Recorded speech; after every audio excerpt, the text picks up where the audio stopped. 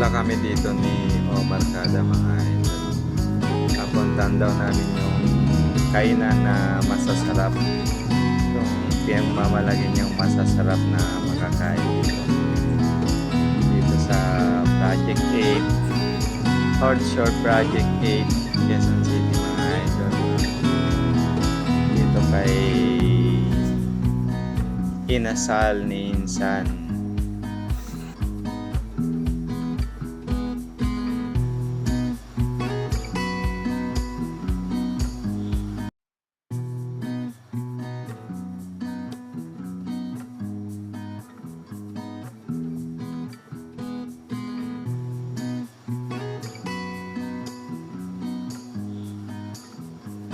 So pagkakyat mo pa lang dito, mga idol, makikita mo na kagad yung mga menu.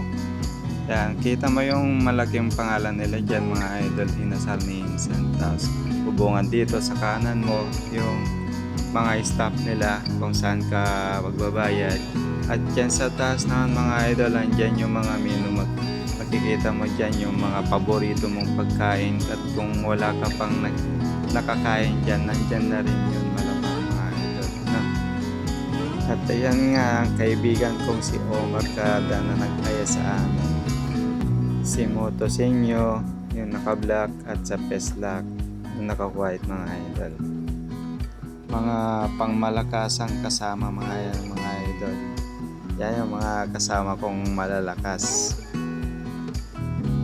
Puntahan nyo na rin, mga idol, dito lang sa Shorthorn Project 8, Quezon City, para matikman nyo na rin yung mga masasarap nilang pagkain.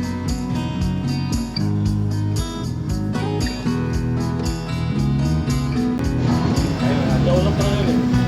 Kaya ba opening daw? Okay na. Napagawa lang ako.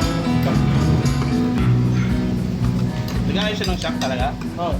Hindi yun na yung content ko sa kanya. Paayos ko yung shock sa kanya. Wala. Sabihan mo nga. Ito ba? Oo, si Sinyo. Yung mag-100k na ito kami ng mga guys. Wala. Wala. Kaya nga, bilis na eh. Ulit ako. Nakadali ko ito mga ilang bilis. Kakalain yung buzzer, kaya yung inigit